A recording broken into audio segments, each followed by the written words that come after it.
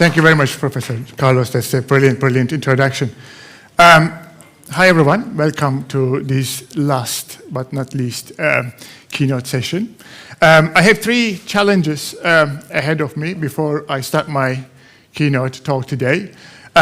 First of all, it's usually quite difficult to give keynotes in general. You know, you want to give big picture points, important key messages, but you also want to show the substance of research and the robust methodologies that lead to these kind of key messages. So hitting the balance is always quite difficult. That's a significant challenge for a keynote, always. But also, we just heard for the last 2 days, 2 great keynotes on AI in education. So I have the responsibility of trying to say something new and something that you have not really heard yet, which is a huge challenge on its own. And at last, I also would like to highlight that I have already heard from some of the colleagues that the conference has been heavily focusing on AI in education. So they are a bit like, oh, AI in education, not again. So I have to actually grab the attention of those people who have a very high prior bias against AI in education. So 3 challenges ahead. Let's see how this one will go. Now, of course, we are all living in quite exciting times, as already been highlighted in various presentations and the keynotes that we have heard. I think that's not really working.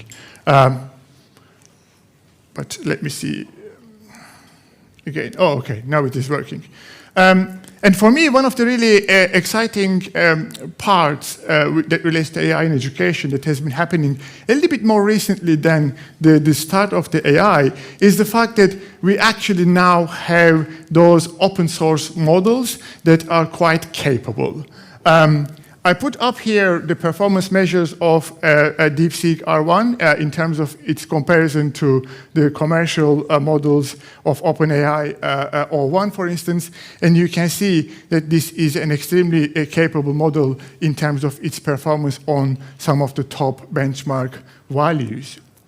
Now, of course, being able to do these kind of models and publishing the technical reports on how exactly they were developed are fascinating because they give the blueprint of building these LLMs, which was not really the case up until very recently. If you look at the large language models that come from OpenAI or Microsoft or Google, you would not necessarily see these kind of technical details. There are some really exciting technical advancements that are highlighted in these reports. For me, really quite interesting. You know, highlighting the importance of the reinforcement learning becoming